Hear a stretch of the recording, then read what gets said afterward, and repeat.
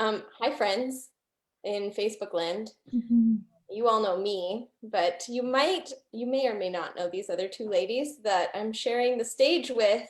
I've brought my friend Liz here and also our friend Amie. Mhm. And Liz and I thought that we would ask Amie to jump on this live with us and share her experience of the Renew Retreat, which we had put together last October, and Amie was a participant at. And we're gearing up for our second Renew Retreat in February 6th to be exact. It's a Saturday. And we just thought it would be nice for Amie to share her experience and what it Mhm. was like so that you all have more insight into this event that I am plugging and promoting and sharing all the time. Thank you, Amie. We Yeah. so appreciate you being here. This is amazing. You are a fantastic cheerleader for local business, small business anyway. And thank you. Yeah, my privilege. Amie, So can oh, I, oh yeah, go ahead. just to jump in, I thought it would be important to note as well that Amie is also a mother of how many kids? 3. 3 kids and a business owner. So she knows what it's like to have a busy life Mhm. and to have kids running around. 100%. So Amie, can you tell us a bit about you, and maybe where you were at last year, some of the things that you were juggling last year, and what made you say yes to coming to the Renew Retreat? Absolutely. Well, I am, like the girls mentioned here, I'm a mom of 3 little boys. They're all under 7 years old, and it's a vibrant, bustling household.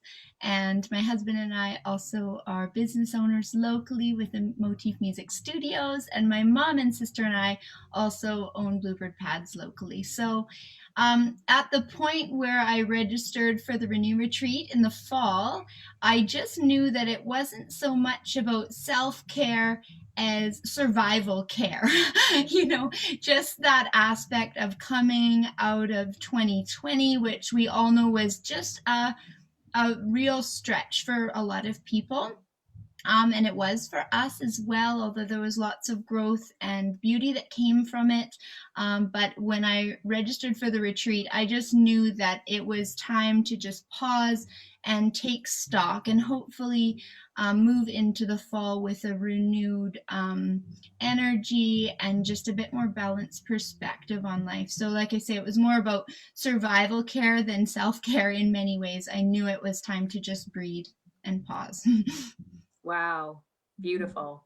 Yeah. And that's kind of how we had hoped that people would see it, because it was a year of survival, really, right? It was like all hands to the pump. You did a massive pivot for your business, switching it all to online as well, right? Yeah, absolutely.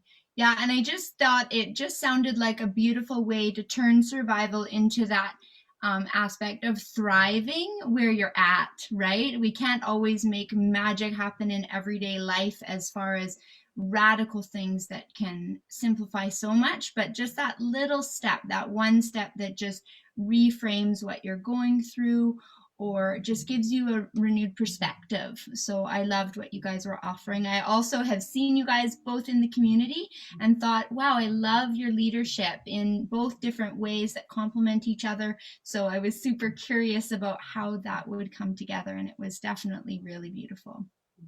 Yeah. Thank you. I also was kind of inspired by the way you approached the retreat as well, in that you brought your bubble to be a part of it. So you all bought your tickets and then grouped together and did it together as a group. Yeah. And I thought that's such a nice way to approach it as well. It was seriously one of the most special moments with that group of ladies. And we knew the other thing was that sense of urgency, like feeling like, oh, things are um, closing in a little bit, and we had this small window of that retreat that they were already in our bubble. Half of them were family. And so just that special, it just felt like such a freeing bonding time. And even if people are registering this time around, like just with someone in your bubble or a partner, I just think there was such beauty to that. And yet seeing people people's faces just like this and on Zoom and those things. It's amazing how much we can still feel very connected and feel a part of something that you're moving forward together with someone in your community or afar. So I love that aspect, and it was definitely really, really special for that group of girls and myself. Wonderful. Yeah, I think that comment you made on connection was actually a surprise to Liz and I as well, because we used the Zoom webinar platform instead of regular Zoom. So it didn't require the rest of you to be on camera. And we wondered, like, what's the connection going to be like with all these people? And we were surprised at how connected we felt to all of you as well, even though we couldn't see your faces. So we were still communicating via the chat platform, and yeah, it worked really nicely. Yeah. I think that aspect also gives a layer of people can register at any stage of their life, because for me, lots of people feel that like being on Zoom has closed in on them. But for me, coming out of a stage of young children and some complex ones in the mix that don't allow for much childcare, Zoom's actually opened up my world, you know, and being able to log on and stay private if you're kind of logging in, but knowing that you're like juggling a nursing infant or just in a stage of life that doesn't allow for you to be live and have your audio on and things like that. I love that sense of you can log on and see people, or you can log on in a more private way and just really take that time for yourself in the zone you're at, because we can't always escape, you know. Yeah, I think the way that I approach it certainly is I want to feel like I'm reaching out into the space that someone's in. So rather than that person feeling like they have to be drawn into this online space, which they're kind of exhausted with, and you know, everyone's like, oh, Zoom. Ugh. But this, I try to imagine that I'm actually reaching out to that person within their own space. So it's a way for them to be in their space, but to have that connection from outside. So, you know, I think how you approach it is certainly important as well, just from a mindset perspective. And something powerful that all the girls that I was with chatted about is that because it did reach into our space, it almost makes it feel more achievable to put to action some of the value that we found in the workshop. You know, sometimes you leave your space for a retreat or a workshop and it's just like this glowing space, and you think, oh, if I could just get back there again, then it would give me that same peace or that same connection, like whatever it was. And so I felt like because it came into our space, it also felt like, oh, I can do these things and work with these tools in my own space. And so it kind of linked it into making it actionable for everyday life instead of just this far off, like I wish I were there again.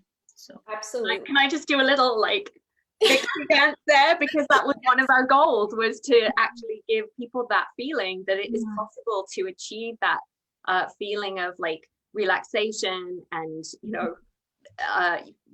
survival care or whatever in their own home, and that they can put this into action for themselves every day. Yeah. Yes, that's a big win. It is. It's I would say it's a big part of what inspired the retreat to begin with. Yeah. Because I agree. I think it allows you to look at your space with a new perspective, and it's that baby step. So instead of giving all the credit to the retreat space or the people holding it, you're actually doing it in the comfort of your own home, and you can start to see where those really small shifts can happen. Yeah, absolutely. I love that. And I thought I could add just really quickly that for some it might be survival care, like for me coming out of an intense stage, but I do so recommend proactive care before you're in that state. So it doesn't have to be that you're at the end of your rope. It's like, no, this is a nurture step moving forward too. Yeah. Yeah. What were the most impactful parts or moments of the retreat for you, Amie? Yeah, I thought there was so much value woven into the whole day, and I loved the pacing of it. Like it gave little breaks and time for mindful quietness and then time for more active. I think one of the most amazing things for me actually was the meditative portion. And I actually literally fell asleep for a minute. And that is like miraculous for me. I have a very extraordinarily busy brain where I'll literally be like, wow, I've had 4 hours of sleep. I need a nap. And I'll lay down and be like, oh, I have this idea. And I'll be back up again. So rest isn't my natural MO. So I just loved that it put me into this restful state and just that, like, oh, I actually can get to that point of teaching myself restfulness in small moments that I have instead of that inner drive that just keeps me moving and isn't always a healthy way forward. So that was really awesome for me. I love that. And then I also loved and that was Sydney leading that. And I also love Liz's um, part about moving from different places in your body. And we just had a riot. Like the group I was with was just laughing, but also very interested in how we can move from different places in our body and how we can align our body with the different tools that you gave us. So I thought that was super valuable. So those were two huge things that stood out to me. I love that. Yeah. And just so people are aware, the meditative practice that Amy's referring to is known as Yoga Nidra. And it's a really beautiful practice that can often create your body and mind to go into that zone that's kind of between sleep and awake. So oftentimes I'll hear people drifting off into snoring land during during that practice, and it's a really beautiful practice. And the other exercise she mentioned that Liz led, it was one of my favorite portions of the retreat as well, and something that really stuck with me afterwards. So yeah, there's lots to be gained for sure. Thank you for sharing, Amie. So we're in month what, like 12,592 of the pandemic. Pretty much. That's how it feels. What would you like to tell somebody who was thinking about coming to this retreat that's coming up on February 6th?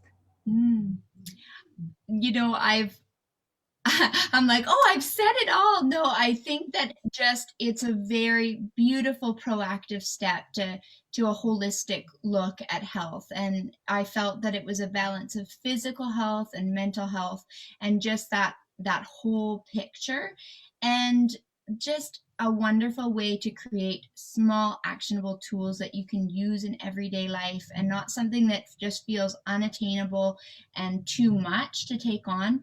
So I think that if someone can take the time and do this, it's just going to be a very valuable way to fall forward into the next part of the year. Like I think there's so much promise in the year ahead, even throughout that just kind of global heaviness. And I think that this is a beautiful tool for being able to move forward with hope. I love that.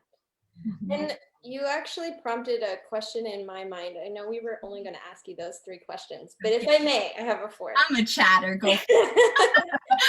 And that is, how did you create the space to take that time? Because you are a really busy person and you have a lot of commitments. So how were you able to carve out that time for yourself? Well, thankfully in this case, one is that I was able to use a space outside my home because my sister-in-law was in my bubble at the time, so I could actually retreat away and into her space, which was very comfortable and lovely. And then the other was just, my husband was very supportive of it and, wrangled our 3 busy little boys for the day. And my mom helped out and said, hey, I'll take one. And she lives in an attached suite to us. So that's so amazing. And yeah, you're right. taking that, what isn't easy for me, that component is very tricky, and my little guy was still nursing at the time but could go that length. So I think it was just, for me, it was having a village, and I know not everyone has that, but I think there was so much valuable content that even if you were doing it at home with kids and signing in, I still see some beautiful value there. Yeah. Yeah. And we do offer the recordings for a week afterwards. So if you need to do it kind of part and parcel, then that's an opportunity. Yeah, absolutely. Great. Awesome. Amie, thank you so much. Yeah. It's great to see your face. Yeah. So nice. My privilege, for sure. Yeah, we really appreciate your attendance and your energy at the retreat, and also the time today to talk to us. Yeah, And absolutely. anybody who wants to take some music lessons, if you're feeling, like it's Groundhog Day and you don't know what to do with your time, and you've always been wanting to learn the drums or the piano or whatever instrument, then head over to Motif Music Studios, and they're doing online classes. So I know Lovely. it's on my list of to-dos. Yeah, awesome. Yeah, we have a 50 days of music making challenge going on that includes everyone from wherever you're at, and it can be just like singing wherever you are or drumming out a beat. So there's lots of ways to participate in music for sure. Cool. Awesome. All right. Amie. Thanks, Amie. I'm going to stop the stream.